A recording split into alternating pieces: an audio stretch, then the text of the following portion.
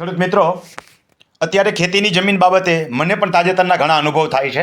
ઉપરાંત અનેક વ્યક્તિઓ મને મળવા આવે છે, એટલે પણ ખબર પડે છે કે ફ્રોડ કરવાવાળાની સંખ્યાઓ વધી ગઈ છે. ભલે 1 કે 2% જ હોય, પરંતુ એ જ કાંટો તમને લાગશે તો ખટકશે બહુ. તો આવા ફ્રોડ કરવાવાળાથી સાવધાન રહેજો.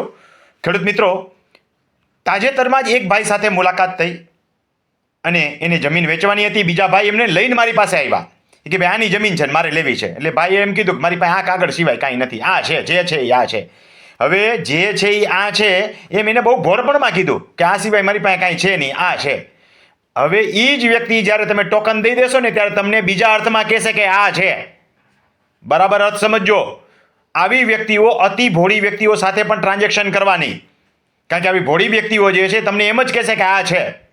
તો ખેડૂત મિત્રો, જમીન લેતી વખતે મેં જે લિસ્ટ અગાઉ વિડીયોમાં બતાવી દીધું છે એટલા બધા કાગળ માગજો. ડીએલઆરના તમામ કાગળ, ઉત્તરોત્તર હકપત્રક, એની ઉત્તરોત્તર કડી બધી મેળવજો. દરેક કાગળોની શું ઉપયોગિતા છે એ સમજજો. અગત્યના સાધનિક કાગળો પણ માગી લેવા અને એ પણ મેળવવા. ખાસ કરીને જમીન સ્થળ ઉપર તે જ જગ્યાએ છે કે નહીં એનું મેળવણું કરતાં શીખવું. અને માપણી શીટ ખાસ લેવી. માપણી શીટ ઉપર માત્ર ભરોસો ન કરવો. માપણી શીટ એને કરાવી લીધું અને સ્થળ તમને બીજું બતાવતો હોય તો માપણી શીટ સાથે તમારે એનું સ્કેચ મેળવી અને માપણી શીટમાં જે બતાવી છે એ જ જગ્યાએ આ સ્થળે જગ્યા છે કે નહીં એની ખાતરી કરો. આડોશ પાડોશીને પૂછવો પણ ખરા, નહીંતર ફસાઈ જશો. હવે આવી વ્યક્તિઓ અનેક માર્કેટમાં વધી ગઈ છે. તાજેતરમાં મને ઘણી બધી વ્યક્તિઓ મળવા પણ આવે છે, પછી ઘણું મોડું થઈ ગયું હોય. આવી જ એક વ્યક્તિએ છેતરપિંડી કરી તો મેં એમને લેન્ડ ગ્રેબિંગ કરવાની સલાહ આપી. એની લેન્ડ ગ્રેબિંગ નીકળી ગઈ. મેં પાછો બોલાવ્યો કે હાલ ભાઈ, આ સુરસુરું થાય તો ન હાલે, ટેટો ફૂટવો તો જોઈએ જ. અને એ ફૂટ્યો પણ ખરો. હાઈકોર્ટની અંદરથી એ ભાઈને કેસ ચલાવ્યો અને એની ધરપકડનો હુકમ પણ થયો અને અત્યારે ભાઈ અંદર પણ છે. પણ એનાથી શું, આપણા પૈસા તો ગયા ને. આવી વ્યક્તિઓને અંદર કે બહાર લે બહુ જાજો ફેર નથી પડતો હોતો.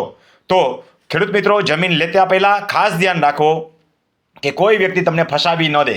એના માટે યુટ્યુબની અંદર મેં ઘણા બધા વિડીયો મૂકેલા છે કે શું શું કાળજી રાખવી જોઈએ. ઘણી વ્યક્તિ મને પૂછે કે મારે આ ખેતીની જમીન લેવી છે, અભિપ્રાય આપો. હું ના પાડી દઉં છું કે ખેતીની જમીન લેવા માટેનો અભિપ્રાય હું નહીં આપું, કારણ કે એમાં ઘણી બધી બાબતો જોવી પડે. એના માટેનું આખું લિસ્ટ છે, હું એને મોકલી દઉં કે આ જોઈ લેજે, આ પ્રમાણે કાગળ મેળવી લેજે. ખરીદ વેચનાર કરનારાઓએ વિડીયો મારા ખાસ સાંભળી લેવા. એમાં ઘણી બધી માહિતી મેં આપેલી છે. અને જરૂર પડે તો તાલીમ કેમ્પમાં આવજો. તાલીમ કેમ્પમાં દરેક બાબતો આપણે શીખવાડીએ છીએ, કારણ કે એ પ્રથમ દિવસ 12 કલાક અને બીજે દિવસ 10 કલાકના કાર્યક્રમ હોય છે. એટલે 22-24 કલાક થયા. 22-24 કલાકમાં જે શીખવાડી શકાય એ કોઈ વ્યક્તિને 22 મિનિટમાં ન શીખવાડી શકાય. એના માટે તો તાલીમ કેમ્પમાં આવવું પડે, અથવા તો મારા તમામ વિડીયો જોશો તો ઘણી બધી માહિતી તમને મળી જશે.